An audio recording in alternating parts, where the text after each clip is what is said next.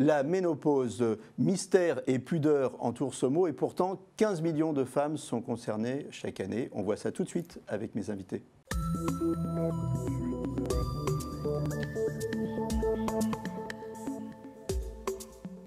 Avec moi sur le plateau, Brigitte Carrère, vous êtes co-auteur de l'ouvrage « Toi et moi, on s'explique ». Et bien sûr, quand vous dites « Toi et moi, on s'explique », vous parlez de la ménopause.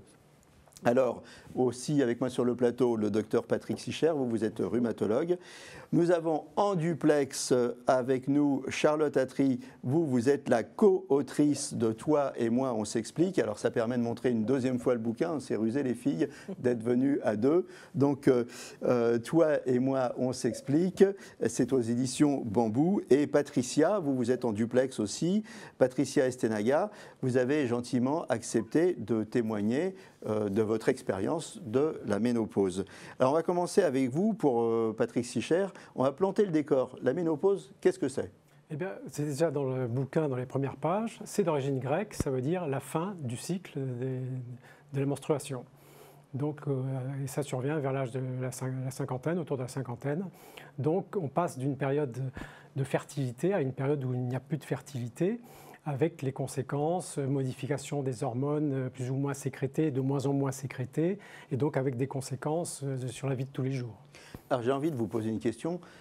C'est une erreur ou qu'est-ce qu'un rhumatologue vient faire sur mon plateau pour parler de la ménopause? Ce n'est pas du tout une erreur, c'est parce que la ménopause nous concerne. Alors déjà, vous dites 15 millions de femmes, mais aussi les hommes sont concernés par la ménopause de leurs épouses, entre parenthèses. Alors j'ai dit 15 millions, mais je crois que je me suis trompé, hein. Vous m'avez repris tout à l'heure, non? 11 500 000, mais 11 500 000.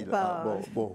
Alors le rhumatologue est concerné d'abord parce que cette baisse d'hormones est à l'origine souvent de douleurs qui surviennent, parce que certaines hormones protègent contre la douleur et la diminution de sécrétion, par exemple, de la progestérone est à l'origine de la survenue de douleurs par la suite. Puis ensuite viennent le vieillissement, donc par exemple l'arthrose, l'usure du cartilage, qui peut être aussi un moteur aux douleurs. Et puis nous sommes aussi tout à fait concernés par les risques d'ostéoporose, qui sont à l'origine de fractures, alors que c'est une pathologie qui est très facile à dépister et très facile à traiter. Alors concrètement, la ménopause, ça se vit comment? On va se tourner vers Patricia. Patricia, vous, premier signe à 45 ans, vous êtes fatiguée, perte de mémoire, déprime, mais à 45 ans, on ne pense pas à la ménopause. Pas du tout. J'étais à milieu de penser à la ménopause. À l'époque, je pensais plus à un syndrome d'épuisement professionnel qu'à la ménopause. C'est effectivement beaucoup de fatigue, des envies de pleurer, un sentiment de déprime générale, effectivement des douleurs musculaires articulaires, je ne faisais pas du tout rapprochement à l'époque, des problèmes de concentration, de mémoire, etc. Bref, j'étais vraiment au fond du trou. Et le fait de penser à la ménopause est arrivé bien après, quand j'ai commencé à avoir une première bouffée de chaleur, et surtout que j'ai mis le nom de chaleur sur ce que je ressentais à ce moment-là.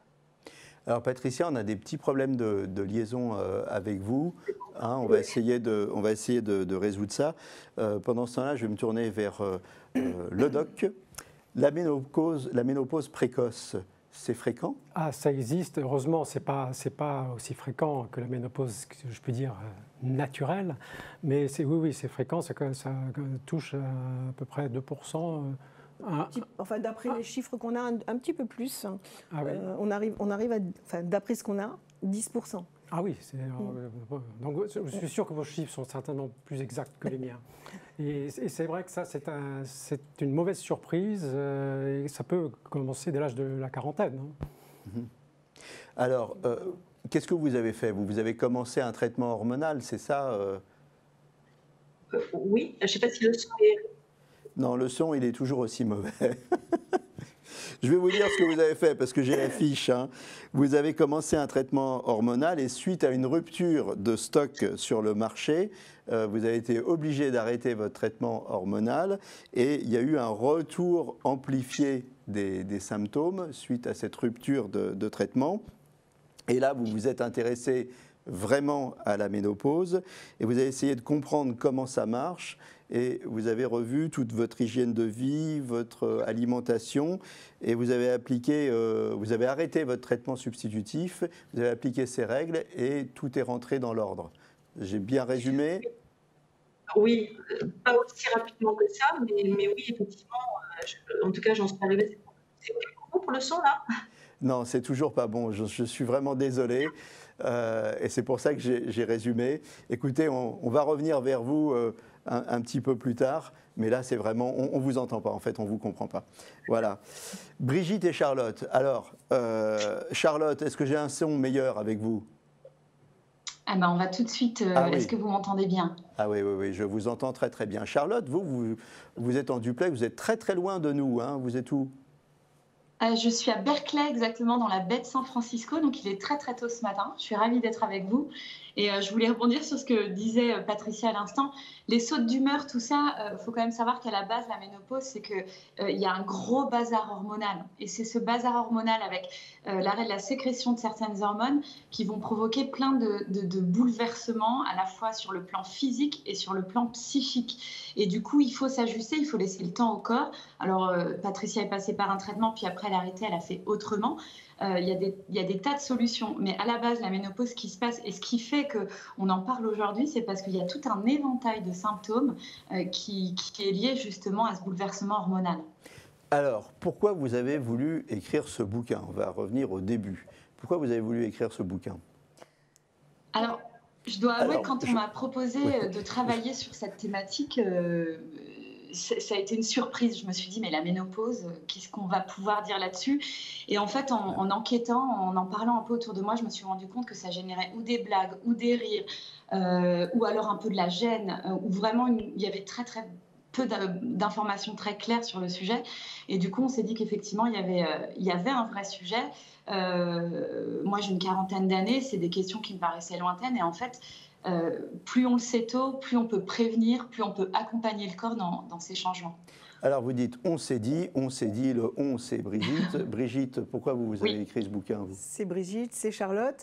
En fait, on nous l'a suggéré. On nous a dit, tiens, mais ça serait intéressant de parler de cette ménopause qui n'est vraiment pas abordée ailleurs. Donc, on a dit, mais pourquoi pas? Et effectivement, on a commencé à regarder un petit peu qu'est-ce qui se disait, qu'est-ce qui se faisait sur la ménopause. Et on n'a pas trouvé exactement ce qui nous correspondait, c'est-à-dire ce qui pouvait éventuellement nous intéresser si on a envie de se documenter sur ce sujet. Donc on a eu envie de faire notre propre enquête et de voir comment on pourrait apporter des solutions, apporter des idées pour traiter les problèmes de la ménopause. Toi et moi, on s'explique. Ça fait un peu guerrier, là. On a des comptes à régler avec la ménopause? Au départ, oui. Oui, c'est la première réaction, c'est la plupart des femmes, celles auprès desquelles on a enquêté, c'était mais qu'est-ce qui me tombe dessus là? C'est injuste, pourquoi moi, etc. Alors qu'en fait, toutes les femmes, bien sûr, c'est prévisible. Mais oui, tout le monde passe par là. Si elles ont la chance d'arriver à cet âge-là, elles passent par cette étape-là. Donc, pourquoi ne pas accompagner ce phénomène plutôt que de se dire mais qu'est-ce qui me tombe sur la tronche là? Donc voilà. Voilà. Alors, au cours de l'écriture de cet ouvrage, est-ce qu'il y a eu des questions récurrentes qui revenaient tout le temps et auxquelles vous avez dit, bon là, il faut absolument qu'on réponde à ces questions? Je pense par exemple aux bouffées de chaleur, voilà. qui sont associées à la ménopause. C'est la question qui est posée systématiquement et c'est le sujet qui revient quand on parle de ménopause. Il y a d'ailleurs des personnes qui ont l'impression que ménopause égale bouffée de chaleur. Voilà. En fait, c'est beaucoup plus large que ça, avec des subtilités, avec des plus, avec des moins, mais c'est vraiment, voilà, quand la majorité des personnes associent la ménopause à la bouffée de chaleur. D'ailleurs, on représente une femme, si on veut représenter de manière un petit peu péjorative, une femme qui est ménopausée, on la représente avec un éventail et qui a chaud et qui essaie de se rafraîchir par tous les moyens avec ses vapeurs. Qui a ses vapeurs. Charlotte veut s'exprimer. Allez-y, oui, Charlotte. Je disais justement, il faut savoir qu'on parle toujours des bouffées de chaleur quand on évoque la ménopause, mais il y a seulement 30% de femmes qui souffrent de bouffées de chaleur, donc c'est quand même relatif. C'est relatif, mais c'est gênant pour celles qui en souffrent. Hein. Oui, tout à fait. Elles le décrivent très souvent comme une vague qui les submerge et puis ça peut s'accompagner de sueur, de rougeur, d'une sensation un petit peu de malaise. Donc évidemment, ça ne prévient pas. Donc on est en public, on est de sortie, on est au restaurant ou autre, on est au travail, en réunion. Oui, ça peut être tout à fait gênant. Ça s'accompagne aussi de sueur nocturne la nuit. Donc on est amené à se réveiller et effectivement... Certes, c'est 30% des femmes, mais c'est un trouble qui est très gênant. Et, alors, bouffée de chaleur, on va se tourner vers le doc pour savoir s'il y a des solutions. Et puis après, je vais revenir vers vous pour savoir si vous avez des trucs de filles à nous donner. Le meilleur moyen de prévenir les bouffées de chaleur, c'est d'avoir un traitement hormonal dit substitutif. À partir du moment où il n'y a pas eu de cancer du sein chez les proches, on propose à ce moment-là, et on est en général en collaboration avec les gynécos, à qui on demande de prescrire, dans les suites de la ménopause, dans les 2 ans qui suivent, un traitement hormonal qui en fait se substitue aux sécrétions précédentes. Et c'est pour ça qu'on parle de traitement hormonal substitutif ou de la ménopause, parce que ça permet justement de diminuer tous ces effets vraiment indésirables que provoque la ménopause. Mais là aussi, il y a une inégalité entre les femmes qui fait que certaines, comme vous dites, n'auront pas du tout ces inconvénients, d'autres vont avoir une ménopause facile, si je puis dire. Donc là aussi, c'est à nous nous adapter. Et puis il y a des femmes qui ne veulent pas ce traitement substitutif. Oui, hein, donc il faut écouter les femmes. Le traitement hormonal de la ménopause n'est pas choisi par toutes les femmes. Il y en a qui ne peuvent pas et il y en a qui ne veulent pas. Oui, effectivement. Ça finit par disparaître à la longue ? Oui. Oui. Heureusement. Quelquefois, ça dure longtemps. Ça peut durer à la longue. Vraiment à la longue. Ça peut durer très longtemps. J'en ai discuté avec une gynéco qui me disait que des fois, parfois jusqu'à 80 ans. Mais c'est rare. C'est rare. Hein. Il ne faut pas avoir l'impression que c'est un phénomène habituel. Alors, autre problème récurrent. La fatigue, la lassitude générale, est-ce que c'est une question qui est revenue souvent, oui, que vous avez eu à traiter? Oui. Une fatigue. C'est quoi? C'est une dépression? C'est un petit mélange de tout. On va dire que c'est aussi un cercle vicieux. Ça peut aboutir à une dépression, mais ça démarre souvent. C'est un petit peu un mélange de tous les autres signes qui risquent de provoquer une certaine fatigue. Quand on a des douleurs, quand on ne dort pas bien, pour des raisons de bouffée de chaleur ou autres, parce qu'on peut avoir des insomnies aussi. Quand on a le corps qui évolue, quand on se sent moins tonique, je ne veux pas faire un schéma trop négatif de tout ça, mais tous ces petits changements mis bout à bout, parfois vont provoquer chez la personne un sentiment que non, elle peut plus rien faire, ça va plus du tout, elle est plus la même, et ça peut provoquer ce sentiment de désintérêt, et c'est un risque, effectivement. Patricia, on va faire une tentative pour voir si on vous entend mieux. Est-ce que vous avez ressenti ça? Oui, j'ose plus parler là, est-ce que vous m'entendez? Allez-y.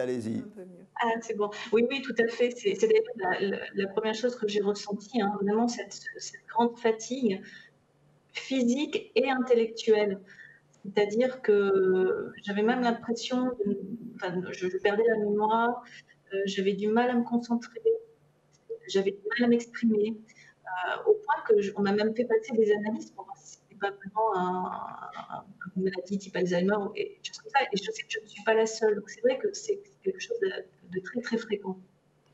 Je crois que vous avez un ordinateur qui fatigue au fur et à mesure que vous lui envoyez les mots, en fait. Hein, c'est ça, Patricia, on l'entend bien au début, et puis à la fin, ça se bouscule. Charlotte?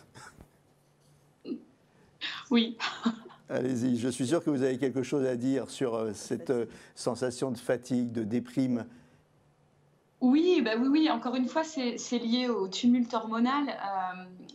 On parle souvent quand les femmes sont réglées, ont leur menstruation, souvent avant d'avoir leurs règles, il y a un petit passage où on peut être de mauvais poil, fatigué, un petit peu plus irritable. Et ben, la ménopause, c'est une période un petit peu comme ça, mais plus longue. Et du coup, il faut réussir à s'ajuster à ça, ce qui n'est pas toujours évident. Donc, il faut se montrer patient. Et puis, comme le disait Dr Sicher, c'est vrai qu'il y a autant de styles de ménopause qu'il y a de femmes. Donc, c'est absolument pas général, mais on le sent passer quand même. Il y a un petit changement hormonal qui fait que sur l'humeur et la fatigue, il faut être patient et il faut s'écouter. Et c'est des périodes de transition. La ménopause, c'est passer à un nouvel état, quoi. Donc forcément, ça fatigue le corps et l'esprit. Patricia parlait de fatigue, de perte de mémoire. C'est des choses qu'on a, en enquêtant, découvert également. La mémoire qui flanche, les coups de mou, les coups de fatigue. Et effectivement, en cas un petit peu plus extrême, ça peut conduire à une dépression. Il faut voir qu'à cet âge-là, la moyenne, c'est une cinquantaine d'années. Il peut se passer, ça rentre en résonance avec sa vie personnelle. Donc, les enfants sont plus grands, mais il y a d'autres problématiques, il y a des divorces, il y a plein de choses qui peuvent se cumuler. Donc, c'est souvent une période qui est très sensible. On va revenir sur la sensibilité de cette période. Oui, allez-y, vous vouliez ajouter quelque chose? Je voulais juste donner une petite précision. C'est peut-être utile de préciser ça. Bon, la plupart des personnes le savent, mais ce qu'on appelle la ménopause, c'est un moment précis. On est ménopausé quand on n'a pas eu ses règles pendant environ un an ou un petit peu plus. Donc, on n'a pas eu ses règles pendant toute cette période-là. On estime qu'on est ménopausé. Mais toute la période qui se situe autour de cette ménopause, qui est un moment bien précis, c'est ce qu'on appelle la périménopause, c'est avant et c'est après, et c'est de ça principalement dont on parle dans notre livre, c'est toute cette période d'adaptation. Et c'est ça qui est un peu compliqué. Qui s'étale sur plusieurs années, qui peut s'étaler. 4, 5 ans. Alors ça s'étale en moyenne, on va dire 3 ans, mais ça peut être plus court et ça peut être plus long, voire beaucoup plus long. Mais bon, en général, c'est plutôt 3-4 ans, quoi. C'est pas ça démarre un peu avant, les premiers signes dont parlait Patricia tout à l'heure. Et puis ensuite, il y a les règles qui s'arrêtent complètement. Alors ça correspond à chaque fois à des modifications hormonales. Hein. Il y a une hormone qui s'arrête, puis après une autre, etc. Et donc, conséquences sur le corps, et donc, etc. Alors, on a parlé des bouffées de chaleur, on a parlé de la fatigue, de la lassitude, des pertes de mémoire. Est-ce qu'il y a d'autres conséquences sur le corps, prise de poids, d'autres modifications? Alors, j'aurais juste insisté sur les troubles du sommeil. Oui. Parce que les troubles du sommeil sont à l'origine de fatigue, sont à l'origine aussi du coup d'un retentissement sur l'humeur, et aussi physiquement, on est fatigué, donc on va moins bouger. Et le piège, c'est la sédentarité. C'est-à-dire, en raison de toutes ces raisons, on devient de moins en moins actif. Il y a moins en moins d'activités physiques régulières et ça, c'est pas bon. À la limite, il faudrait presque au contraire, si on ne l'a pas fait avant, déjà recommencer à avoir une activité physique régulière. La prise de poids, par exemple, elle n'est pas hormonale, elle est due à la sédentarité. Ou alors c'est un peu les deux. Les deux sont responsables. Les deux sont responsables. Et il y a obligatoirement une prise de poids à la ménopause ou pas? Non, c'est pas obligatoire. Ou là encore, injustice? Non, c'est pas obligatoire. D'ailleurs, je vois que Charlotte confirme. Non, c'est pas obligatoire. Ok. Charlotte, vous confirmez? Ce qui est amusant sur la prise de poids, on a un petit schéma qui illustre bien ça dans le livre, c'est qu'en fait, les graisses, elles se déplacent. Donc, il y a une tendance à s'affiner au niveau du bas du corps et à prendre un petit peu autour du ventre. Donc, disons que ce n'est pas forcément une prise de poids, mais la répartition des graisses évolue. Et ça, ce n'est pas toujours très agréable. Je ne sais pas ce que vous avez fait, Charlotte, mais on vous entend moins bien. Vous avez baissé le volume, là. Il y a moins de décibels chez Charlotte. Et pour rebondir sur ce que vient de dire Charlotte à propos des graisses... Ça y est, ça revient. Oui. Les graisses qu'on a effectivement autour de la ceinture sécrètent une hormone qui s'appelle l'adipokine, qui a tendance à favoriser l'arthrose. Donc oui, tout ça, ça se tient. Tout ça, ça se tient. Alors, pourquoi un tabou, pourquoi un mystère autour de la ménopause? Pour plein de raisons, mais d'abord parce que on va dire que la ménopause est très associée à la notion de vieillissement. On arrive à la ménopause, ça veut dire, ça veut fin dire de la fertilité. Ça veut dire fin de la fertilité, et ça veut dire qu'on est arrivé à cet âge-là, qui est celui d'environ 50 ans. Pour l'instant, dans notre société, l'âge de 50 ans n'est pas, à partir de l'âge de 50 ans, on ne peut pas dire que ça soit énormément valorisé. Donc, On préfère ne pas en parler. Ménopause, peut-être. Mais bon, on a même rencontré des personnes qui étaient très, très contentes et très fières de dire « Ah ben moi, non, j'ai 55 ans et je suis toujours pas ménopausée ». Ce qu'elles savent pas, et ce qu'on peut peut-être préciser, c'est qu'une ménopause très tardive, 10% également qu'on va retrouver ici, une ménopause très tardive, c'est pas nécessairement un bien pour le corps. Donc il faut aussi voir avec son médecin comment on peut gérer ça. Donc oui, tabou pour plein de raisons qui sont quand même très liées au vieillissement, liées aussi au fait que les femmes de plus de 50 ans ne sont pas réellement valorisées dans notre société. Et puis, une faute aux médecins, parce que jusqu'à ces dernières années, la majorité du milieu médical appartenait au sexe masculin et que la ménopause n'intéressait pas forcément les médecins de sexe masculin, il faut être clair. Pas tous, vous vous y intéressez. Et vous êtes bien de sexe masculin, confirmez-nous. Absolument. Bon, ça va. Okay. Je confirme. Il s'occupe aussi de l'ostéoporose, donc je pense que... Bon, donc en fait, ce que vous nous dites, c'est que la ménopause, marqueur de l'âge, dans une société dominée par le jeunisme, quand on est une working girl de 50 ans, c'est pas un bon signe de dire qu'on est ménopausée. On le dit pas. On le dit pas. En général, on le dit pas. Ou si on veut faire partie du prochain plan social, on le dit.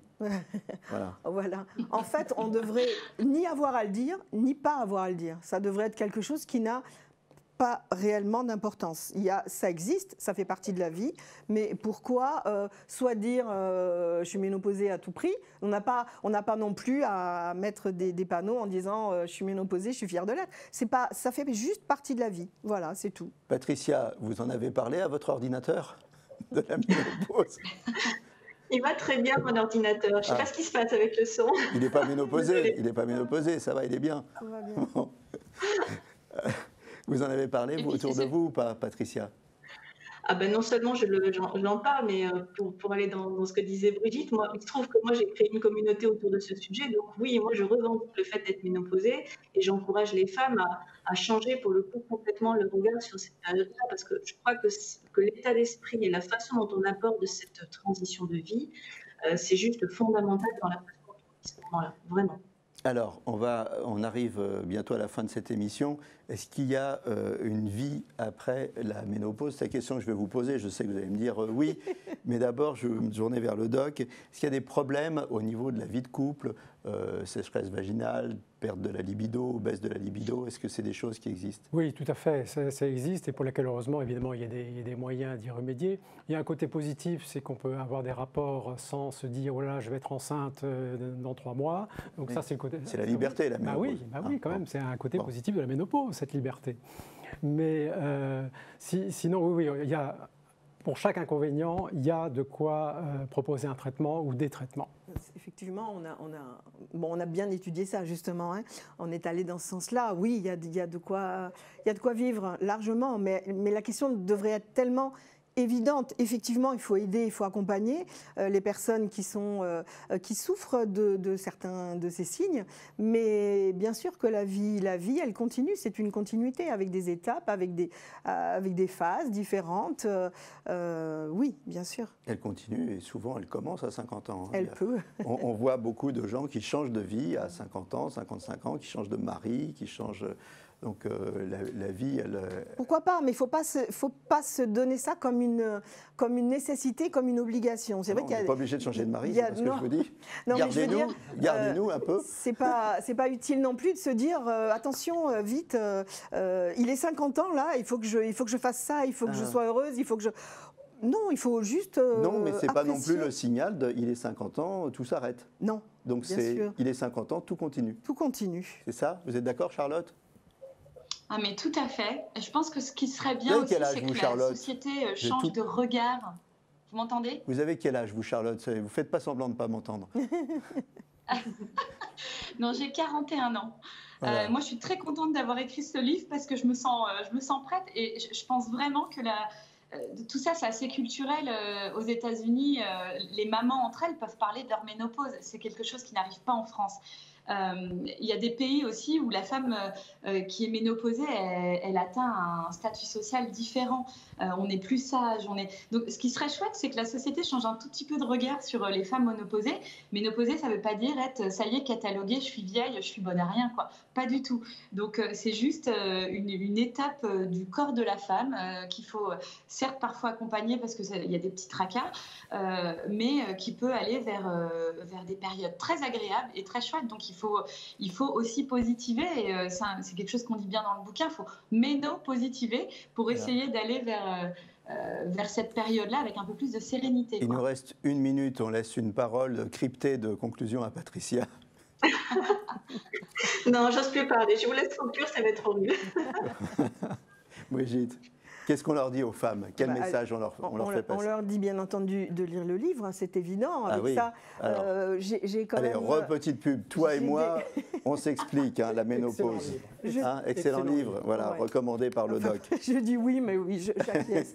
Je connais des personnes qui l'ont feuilleté et qui m'ont dit que pour elles, il y a eu un avant et un après. Donc, c'est super. avant, j'ouvre le livre et après, je le referme. Et après, je le referme. C'est l'avant et l'après. Mais c'est super, voilà. Voilà. Mais écoutez, en tout cas, c'était sympa d'en parler dans la bonne humeur, hein, parce qu'on ne voulait pas faire un sujet larmoyant, dramatique. Malheureusement, ça n'est pas un sujet on parle larmoyant. De la vie, on parle de la vie. Voilà, merci à toutes, merci d'être venues sur le plateau, et puis merci à vous deux en duplex. Pardon, hein, Patricia, on n'a pas pu entendre réellement ce que vous aviez à dire. Voilà, la ménopause, c'est pas un drame, tout continue, lisez le bouquin, soyez heureuses, les filles, on vous aime, et on vous aime même après 50 ans, et vous êtes toutes très belles. Voilà, on vous fait des gros bisous, à très bientôt pour un nouveau numéro, et d'ici là, portez-vous bien.